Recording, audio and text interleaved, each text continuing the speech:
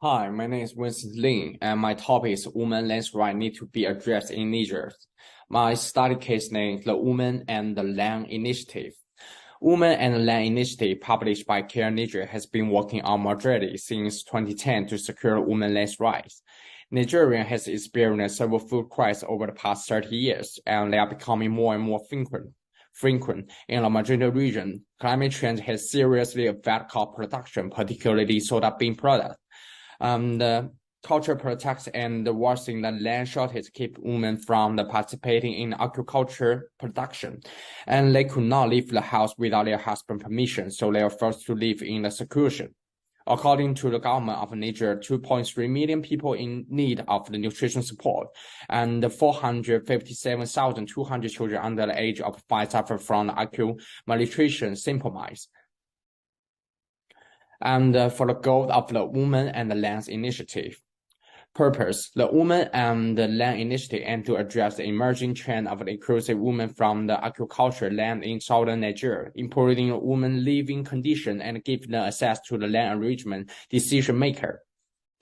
And for the topic relevant to the topic in the model 4, first one is the mitigation. Regarding the climate mitigation policy, Nigeria was updating its indeed National Determined Contribution Plan in 2021. According to Climate Promise, Nigeria accounted 0.09% of the global greenhouse emission in 2021. Nigeria has increased the rate of the immigration based on the climate change projection in the agriculture, forestry, land use, and energy. For the adaptation, developing countries face more significant challenges adapting climate change than the developed country. So the Niger is one of the countries in West America most affected by the West African climate crisis.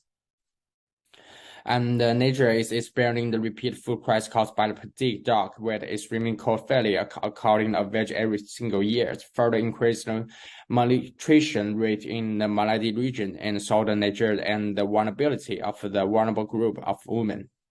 And for the communication, on the issue of the climate change communication, Niger case study will serve as an indispensable example and education material for the communication, the importance and the seriousness of climate change to the international public. And how do these cases serve as an example in climate justice?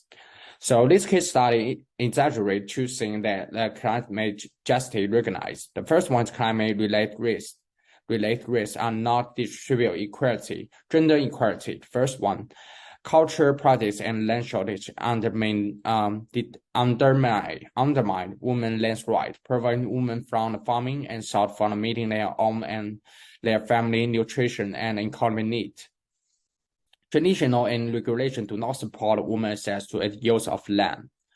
And the second one, climate change will worsen existing inequality in social condition and health. Nigeria ranked 176 in climate vulnerability and 189 in human development index.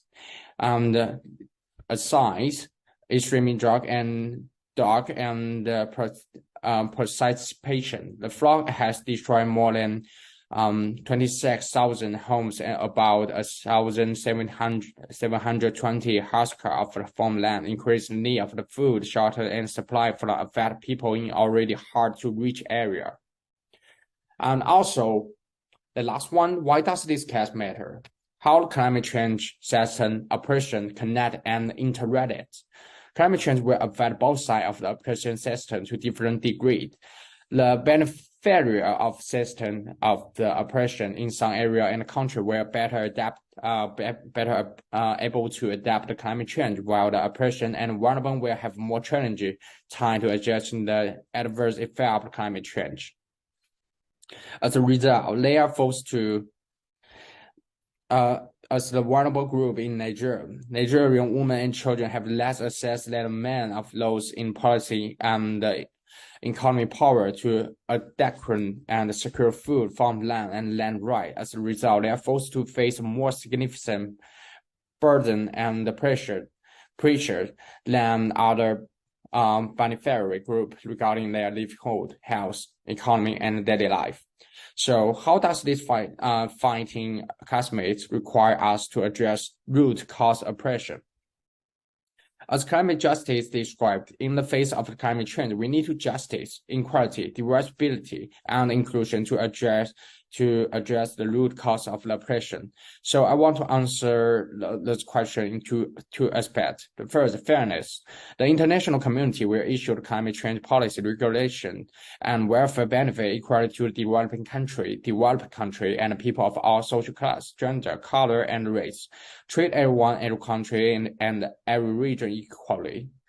And the second one is justice. According to the social, community, agriculture, industrial, and geographical condition of the different country adopt target setting policy. The international community has introduced relevant policy, regulation, and welfare subsidy to help restore the right and interest of the developing country, low-income group, and vulnerable group, and ensure they can better adapt to the climate change.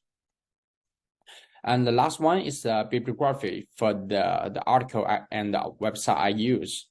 And this one is a bibliography for the image I use. And thank you.